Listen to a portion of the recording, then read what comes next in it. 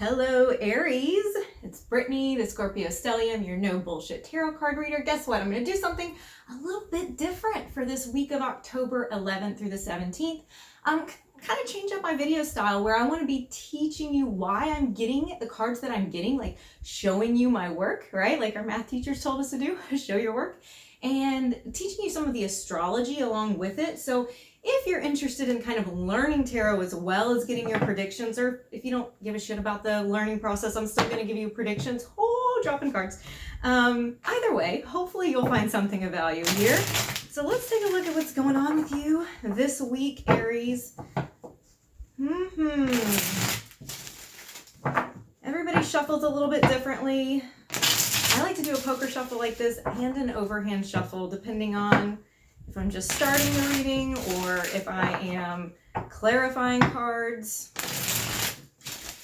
All right, so let's take a look.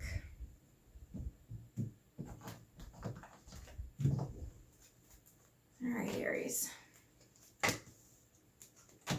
Okay, starting off a little rough, but then, oh yes, but then,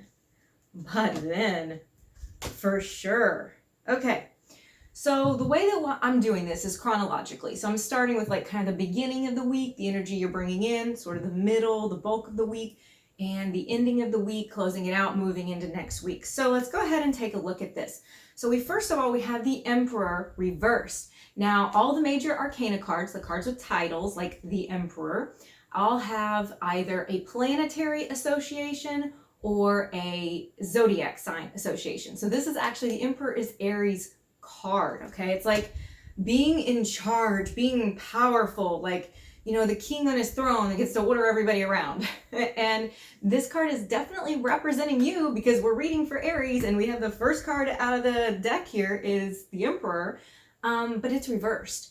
And this is telling me that that energy is flipped, that maybe you don't feel like you're building up to something, you don't feel grounded, you don't feel like the structure or the rules or whatever it is that you're trying to establish, you're not feeling like it's there coming into the week. And next to it, how does this make you feel? Well, Nine of Swords, it makes you feel anxious, it makes you feel stressed out, you may be losing sleep, you may be having nightmares. It's like the rumination cycle in your brain is just going all the time. Like, what do I do with this?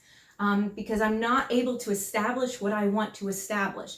And it is Mars in Gemini for the Nine of Swords. So Mars is the ruler of Aries, okay? Mars is all about fighting and passion and the drive. It's the engine in our car. But Gemini is a mental process and Mars is a physical process. So it's like it's overfill, you know, like there's too much gas. It's like there's too much going on in the brain. And what happens when we have too much going on in the brain? Anxiety. So then we have the 10 of Pentacles reversed next to it.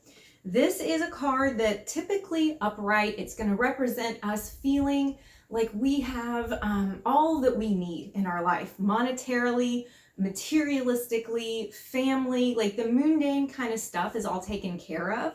And it's normally a very positive card, but here it's reversed. So this is giving us a reason for why the boundaries, the establishment, the things that you're trying to build aren't there, is making you feel anxious because. So that's kind of how we see this here. This is the because card, and it's telling us it's because you are not feeling comfortable in your finances. You may not be feeling comfortable with your family, with the traditions or the expectations placed upon you, the obligations placed upon you. Something in that area is amiss with you beginning this week. But when we go into the middle of the week, the energy shifts a little bit. It gets a little bit better. It's gradually moving in the right direction here. So we get a little bit more about what's going on with you here with the reversed Six of Cups. The Six of Cups reversed is about holding on to memories to your detriment. It's like being haunted by the past. It's like it either is just continuing to come back and be right in your face and not in a positive way, or it's just in your mind all the time and it's holding you back in your past instead of living in your present. This is a card, it's Sun in Scorpio. So this is somebody who enjoys being like sentimental and emotional, but it's like it's not it's too much here, okay? It's a lot of these cards are kind of like, yeah, but we've gone overboard on this. The next one here is the Ten of Cups. So here we have an energy shift. And I'm going to go ahead and tell you, when I have a progression of cards and I see that the energy is shifting to something else, I usually draw some clarifying cards, which I will do in a minute. And there is a minor energy shift here because the Ten of Cups is a pretty joyful card. It's happiness, it's fulfillment and contentment in your home life. However, most people interpret the Ten of Cups very positively, and I do as well, except for when it's surrounded by cards that are not quite so positive. Then we have to go and look at the astrological association, and this is where a lot of people, modern tarot readers and modern tarot books, have kind of lost the meaning of tarot through the years. Is Mars in Pisces, which is the Ten of Cups, is, Mars, again, that engine, that fire, that's what rules Aries, okay? It's passion, it's go for it. Mars, this warrior planet in Pisces, this dreamy, idealistic, spiritual sign, not such a great fit. Okay, so it's almost like getting to a point where you realize that things are okay. Things are like, they're good, but maybe they're too good. Maybe I'm bored with them. Maybe I'm hiding what's going on underneath because on the surface, everything looks great. It can be any of those things. And again, we're going to clarify it to get some more information because it is a little odd seeing it sitting here with these other cards with the reverse Six of Cups and then the reverse Seven of Pentacles. Okay, this one is telling me here, you've been working for something a really long time. Oh my gosh, this is all starting to make sense. This reverse Emperor, this reverse Ten of Pentacles, and now having the reverse Seven of Pentacles, this is starting to give a clear picture because Seven of Pentacles reverse is when you put in all of the hard work because you knew there was going to be a payoff. You wanted there to be a payoff and you were ready to get yours. You're like, I've busted my ass here for this, for whatever this is that you want. Be it the happy family or the good relationship or the stable job. You busted your ass for it. And where is it? It's delay on it. It's feeling like you're not going to get it. So I think that there is something definitely missing here in this week. In your life, you feel like I'm so close, but why isn't it here yet? Like I've done everything I'm supposed to do. So now we go down to the last line. We're taking a look at this. This is Four of Wands, reverse Three of Swords. Yeah, that's good for you, probably. You're going to like it that I say this. You can decide if you think it's good or not. I'll tell you. The Four of Wands is here. This is Venus in Aries. And this is the celebration time. Okay, this is the time of reunions, reconciliations, coming back together. It looks like there's somebody coming into your life this week from the past, because we are seeing cards about holding on to the past. There's something there to that. We can't ignore that card is there too. So seeing this makes me think, somebody's probably coming back into this Aries person's life this week. And then having it next to the Three of Swords, then I'm like, yeah, for sure they are, because the Three of Swords is a heartbreak card. It's like when somebody just like, stab me in the heart. It's when you are having a horrible time with love, and it's reversed here. This is like healing from the heartbreak. Okay, you're getting over it. You're doing better with it. It's not total healing. I would look for other cards for like, yes, everything is great, you've arrived, but this one is like, yeah, we're working in that direction. And I think that's because somebody is showing up this week. Okay, so that is giving me a picture of something that's kind of changing your mood. However, the last card here, Four of Pentacles.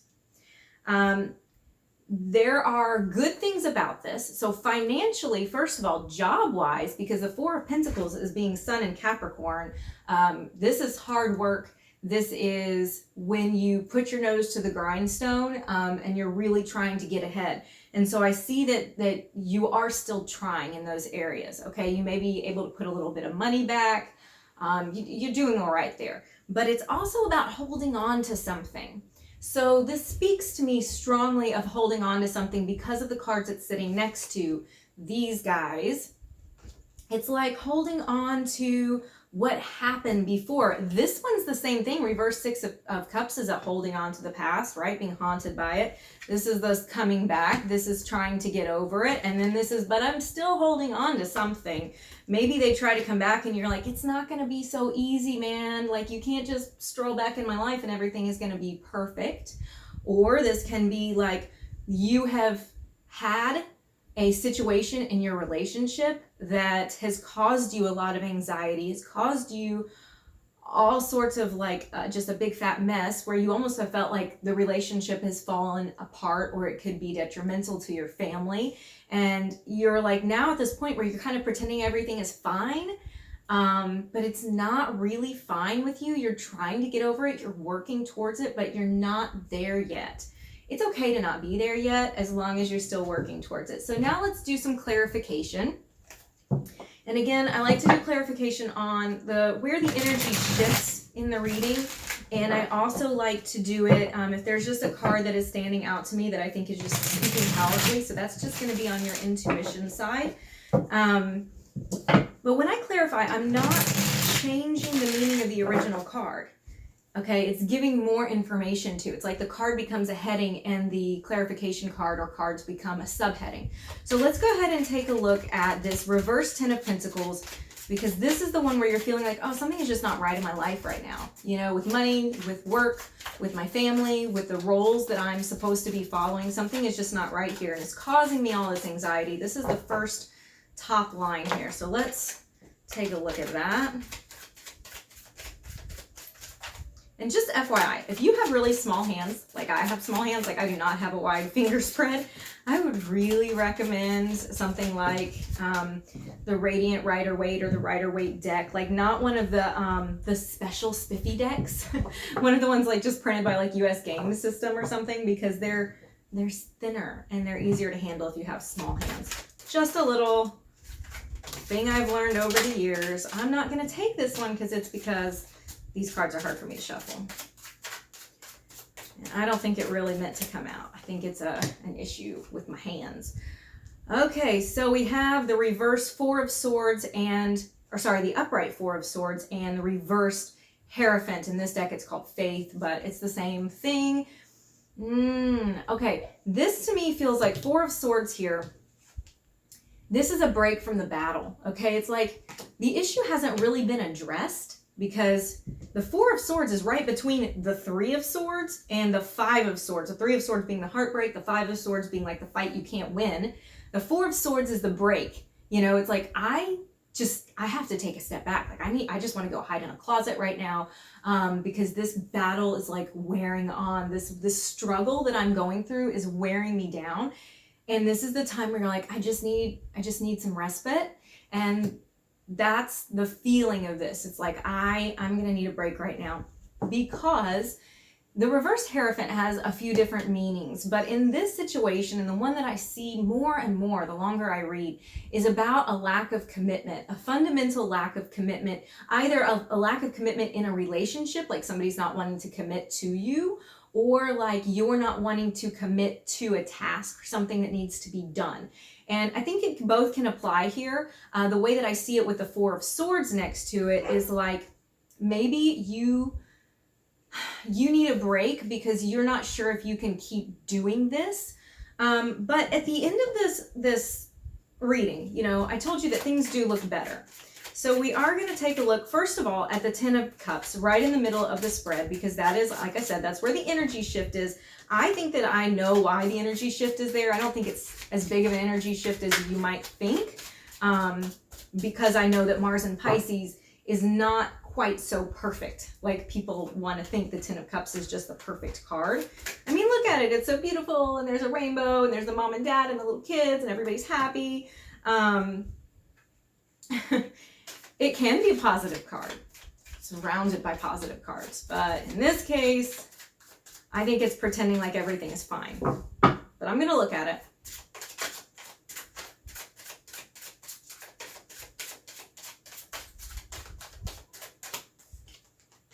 Okay, the reverse Empress and the reverse Justice. Yes, see? Pretending like everything is fine. The reverse Empress is, to me, like your energy, your divine feminine, if you will, even if you're male, you know, the soft, receptive part of you is not being tapped into. You feel like you have to protect it. You have to guard it because the reverse justice card, things are not fair. Justice is Libra. It's the scales of balance and fairness, and they're reversed here. Something was done to you, is what I think. Something was done here that made you feel, or will be done to you this week. I think it's probably something coming from the past, quite honestly, that you just feel like hurt who you are as a receptive feminine energy. Again, this can go for men as well. It's the nurturing part of you. But for you that are women, I'm going to just say, this is where you might have been wounded as a woman. Maybe you were cheated on. Maybe you were lied to. Maybe you were not given the affection that you needed from your partner. Any of those things can apply. But basically, it hurt the divine feminine part of your soul, and it was not fair. And now you were just like, okay, I'm just going to pretend that I'm okay. We're just going to make it look like we're good. But you're not really good, are you? But I think you're going to get a little bit better. So let's take a look. I'm not concerned about the Four of Wands. I think that's great. That's a celebration. That's happy. That's somebody coming back, showing up in your life. And the Three of Swords reversed. You're getting on with the healing process. You're trying very hard to let it go. But the Four of Pentacles concerns me a little bit because that is, you're not letting it go. You're still holding on to this shit. Like, you're still holding a grudge about it, or you're still upset about it. You still want to, it's not resolved for you. So let's take a look at that.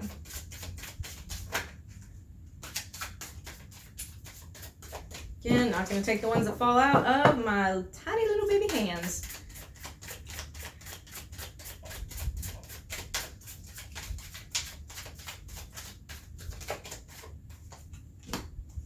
Reverse Queen of Cups, Three of Coins. Okay. Here's what's needed. The Queen of Cups has their emotions, they're tapped into their emotions in a healthy way. The reverse Queen of Cups does not. She may be doing a number of things that we do when our emotions are out of whack and we're not handling them properly. And some of those things are, we're being manipulative, we're being spiteful, we're being cranky, we're being passive aggressive. Any of those things can happen. I mean, I don't know how you particularly react when your emotions are not right, but the Queen of Cups almost uses emotions as a weapon when she's upset. And there's nothing wrong with being upset. There is something wrong with how you handle it if you're not handling it the right way. The Three of Coins gives us a clue of what is needed. And what is needed here is to work together as a team, either with your partner or with a therapist or with friends.